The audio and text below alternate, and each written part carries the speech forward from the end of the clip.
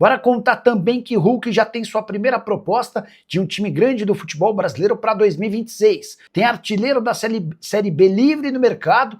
Bora te atualizar também sobre o futuro de Oscar. Te atualizo sobre o São Paulo com números bem positivos do ponto de vista financeiro, além das últimas do mercado, bastidores, finanças e muito mais. Fala aí pessoal, sou Jorge Nicola, bem-vindos a mais um vídeo do canal. Sem perder tempo, pedir para deixar like, se inscrever no canal e ativar as notificações.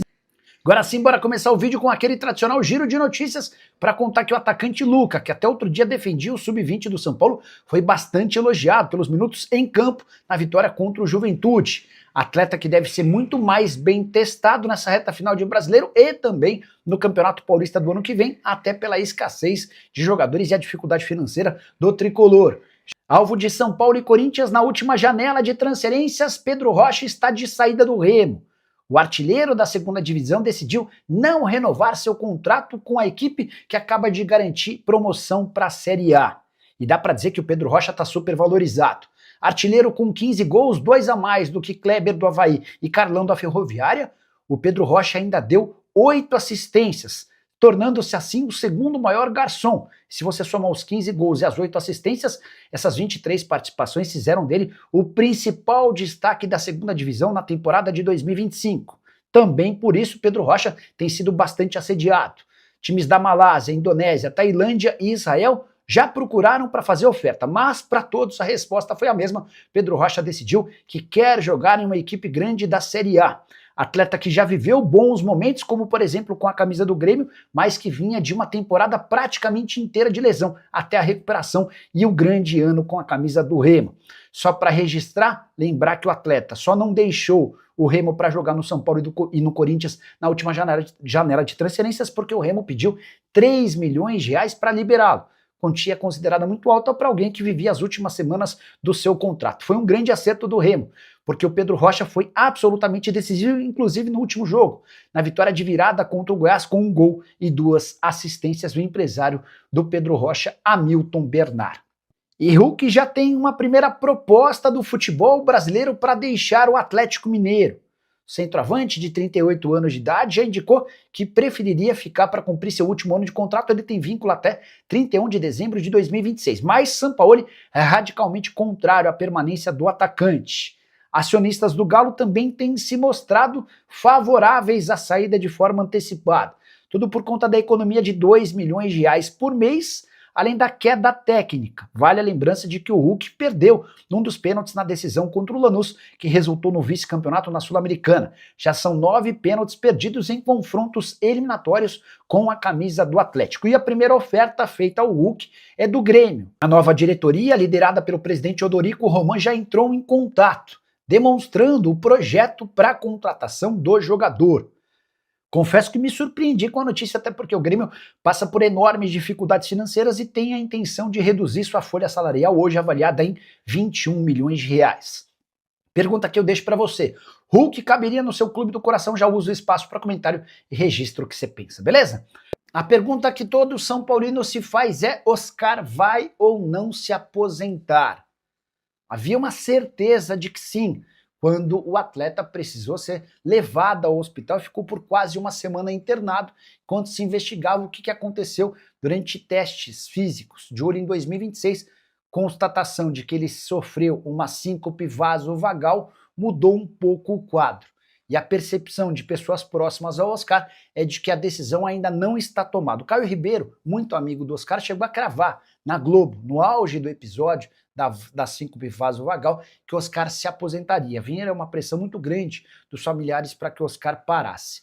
Mas como o diagnóstico não foi tão complicado, a família do Oscar deixou de pressionar, e a decisão será do jogador, que ainda não se sentiu confortável para decidir sobre a aposentadoria ou não. São Paulo não vai se apressar e nem vai pressionar o jogador. A decisão será única e exclusiva do Oscar. Se o Oscar quiser parar, o contrato será rescindido e o São Paulo economiza mais de 60 milhões de reais em salários até dezembro de 2027. Vale a lembrança de que o Oscar é o jogador mais bem pago do elenco tricolor. Caso contrário, se o Oscar decidir continuar, o São Paulo segue com o atleta de forma normal. Só para completar em relação ao tricolor, vitória por 2 a 1 contra o Juventude. nesse domingo, diante de só 6 mil pessoas na Vila Belmiro, levou o São Paulo para a 8ª colocação de forma isolada do Brasileiro. O Tricolor tem 48 pontos contra 45 de Bragantino e Corinthians, 44 do Galo, 43 do Grêmio.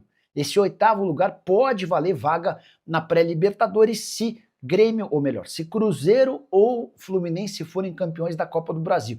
Isso porque eles já fazem parte dos 7 primeiros colocados e o G7 viraria G8. Nesse caso, o São Paulo, terminando em 8º, teria a chance de disputar a pré-Libertadores. Próximos jogos do São Paulo. O Tricolor ainda enfrenta o Fluminense fora de casa, esse é o mais complicado dos jogos que o São Paulo ainda faz. Depois, o São Paulo recebe o Internacional e visita o Vitória no Barradão. A próxima rodada tem o Bragantino recebendo o Fortaleza e o Corinthians recebendo o Botafogo. São Paulo vai ter que torcer para que Bragantino e Corinthians tropecem, além de eventualmente tentar fazer ponto no Rio de Janeiro contra o time de Zubeldia. Desde que o Zubeldia foi contratado pelo Fluminense, o Tricolor tem 100% de aproveitamento como mandante. Bora falar agora sobre o São Paulo, que tem motivos para comemorar, pelo menos em relação ao aspecto financeiro. A introdução do FDIC garantiu uma redução na dívida tricolor e eu quero apresentar esses números divulgados pelo relatório da Outfields. A Outfields, só para você entender, é uma empresa parceira da Galápagos. Galápagos é a responsável por, junto ao São Paulo, fazer o FDIC. O Tricolor teve uma redução de 56 milhões de reais da sua dívida em relação a dezembro de 2024 para o último levantamento divulgado no terceiro trimestre de 2025. O saldo negativo passou de 968 milhões de reais para 912 milhões. Com um detalhe importante, a maior queda nessa dívida se deu justamente em relação a dívidas bancárias, que são aquelas mais preocupantes, que causam juros enormes. São Paulo tinha uma dívida bancária de 259 milhões de reais, a última atualização apontou 216 milhões. Importante registrar, porém, que o FDIC tem algumas amarras que obrigam o São Paulo, por exemplo, a vender atletas assim que surgem propostas. Tudo para poder bater aquilo que foi definido, né, de forma antecipada, sob o risco de São Paulo sofrer sanções. Só para completar o noticiário do Tricolor, São Paulo enfrenta o Juventude nesse domingo, no estádio na Vila Belmiro, precisando da vitória para voltar à 8ª colocação no Campeonato Nacional. Resultado que, associado ao título da Copa do Brasil de Fluminense ou Cruzeiro, colocaria o Tricolor na pré-Libertadores de 2026. Preciso falar agora de um jogador do São Paulo que já foi alvo do Tricolor e que se declarou torcedor são paulino. Eu me refiro a Bernardo Júnior, que é filho do Bernardão, volante da década de 80 e 90, fez história com a camisa do São Paulo. Hoje o Bernardo Júnior atua na Alemanha, ele defende o Hoffenheim. E o pessoal do Gold foi cobrir um jogo do Hoffenheim e o entrevistou depois da partida. Bernardo Júnior admitiu que torce pelo São Paulo, por toda a ligação que o pai dele tinha como atleta. Bernardo conta que cresceu assistindo aos jogos do São Paulo no Morumbi, foi inúmeras vezes ao estádio, mora perto do estádio, assim que vinha ao Brasil, sempre tem a oportunidade e o hábito de assistir a jogos do São Paulo.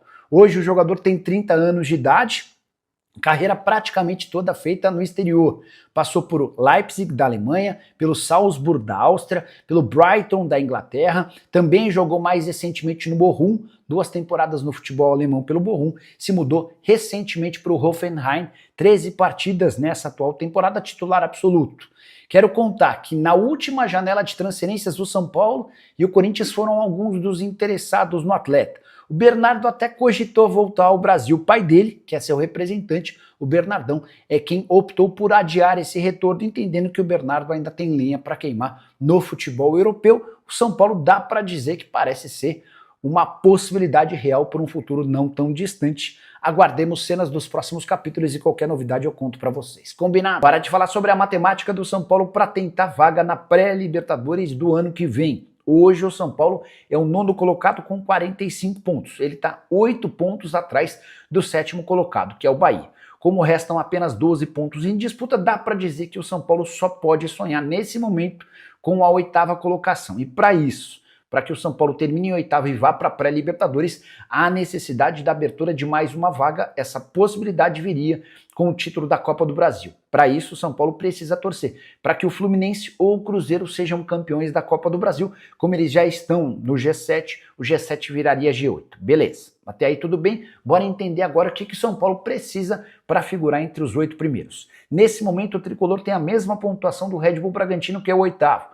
45 pontos para o Red Bull, 45 pontos para o São Paulo, 45 pontos também para o Corinthians. Nessa briga por G8 ainda estão Galo com 44, o Grêmio com 43, Vasco e Ceará com 42 pontos cada. O São Paulo ainda pega o Juventude em casa, jogo para fazer 3 pontos na Vila Belmiro nesse domingo 16 horas. Depois, Fluminense fora, confronto direto e super difícil. Fluminense dentro de casa tem aproveitamento de 100% com o técnico Zubeldia. Para completar, Internacional na volta ao Morumbi e a última partida contra o Vitória em Salvador. Vitória que pode chegar já rebaixado ou precisando de pontos para escapar do rebaixamento. Importante registrar que com 9 pontos o São Paulo imagina estar dentro dessa pré-Libertadores. Já se fizer 6 pontos vai ter bastante dificuldade. Bora falar agora sobre o empresário de Lucas Moura, que resolveu se manifestar em meio a muitas críticas do torcedor do São Paulo para com o atacante. Lucas Moura, que na atual temporada ficou à disposição do São Paulo em apenas 31 dos 62 jogos do São Paulo. Ele acaba de passar por mais uma infiltração no joelho e a tendência é que só retorne em 2026. E por conta de todas as críticas de torcedores do São Paulo, Júnior Pedroso resolveu se manifestar e afirmou o seguinte, abre aspas, esse momento é resultado de uma lesão desafiadora, algo que pode ocorrer com qualquer atleta de elite. Não reflete um padrão. Não define sua personalidade e não corresponde à sua carreira. Ele continua em tratamento intensivo para estar 100% o mais rápido possível. O Júnior Pedroso também contou que quando o Lucas Moura volta ao São Paulo, ele tinha outras possibilidades. Dá uma olhada na frase, abre aspas. Quando voltou inicialmente por 5 meses, o Lucas poderia ter escolhido outros caminhos após sair do Tottenham, mas decidiu ficar por mais 3 anos, abrindo mão de oportunidades esportivas e financeiras significativas por amor ao clube. Pergunta que eu deixo para você, torcedor do São Paulo. As palavras do Júnior Pedroso convencem? Você entende que o Lucas joga por amor ou não faz um bom negócio quando o tricolor o contrata? Já usa o espaço para comentário, registra a sua opinião, beleza? Hora de falar sobre Casemiro, que não deve mesmo renovar seu contrato com o Manchester United.